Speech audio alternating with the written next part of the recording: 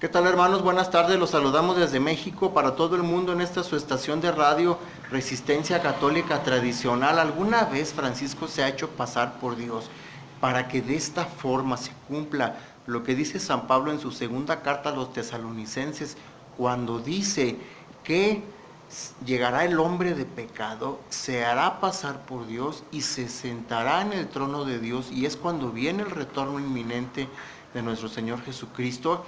Pues he aquí las pruebas contundentes. Miren, no es simplemente una declaración en una entrevista, no es una declaración en alguna homilía que haya quedado en solitario, sino que es un mensaje lapidario que se puede ver todos los días en todas las noticias en Vatican News. Simplemente ustedes tienen que ir a la página oficial del Vaticano, a la más importante en todo el mundo, que está por arriba de Asiprensa, que está por arriba de cualquier centro informativo del Vaticano, incluso arriba de Rome Reports, y aparece ahí. Vean la noticia, vayan hasta abajo y dice: llevé su contribución para llevar la palabra del Papa a todos los hogares. La palabra del Papa, esa frase está puesta en lugar de la palabra de Dios. Lo que antes era la Biblia, inspirada por el Espíritu Santo, que le conocemos como la palabra de Dios, ahora está la palabra de Francisco por encima de la Biblia, por encima del Espíritu Santo, y se coloca ahí todos los días, a todas horas, de manera perpetua, continua, para que todos puedan ver a cualquier instante del día que Francisco se hace pasar por Dios y se sienta en el templo de Dios. Más pruebas es imposible. Como ustedes pueden ver en pantalla, ahí está ese mensaje abajo, la palabra del Papa. Esto es, hermanos, una herejía, esto es una blasfemia.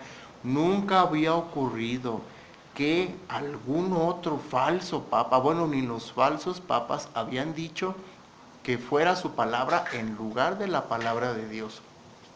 ¿Qué significa esto? Pues el cumplimiento de la profecía, que ya tenemos al hombre de pecado que se hace pasar por Dios sentado en la Basílica de San Pedro, aunado, hermanos, a que en septiembre de este mismo año y desde septiembre de 2019 hasta la economía de Francisco, fíjense nada más, la economía del anticristo en un auge estrepitoso, creciendo, en el que han participado dos personajes de la economía mundial, premio Nobel, miles de estudiantes, 120 países, varias universidades, muchísimas personas, son miles y miles que están sumándose ya a la economía de Francisco, y que precisamente Vatican News le hace promoción. ¿Qué significa que haya una economía con un nombre particular en torno a quien se hace pasar por Dios?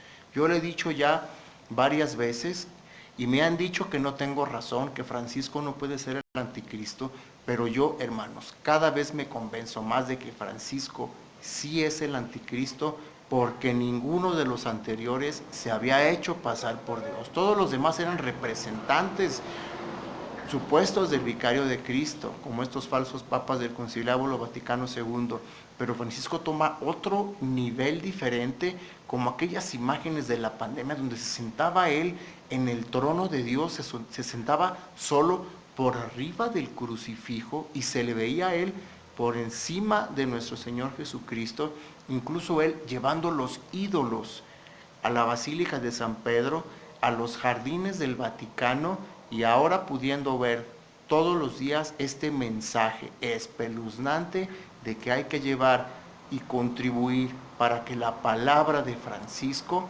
con la economía de Francisco, se lleve a todos los hogares.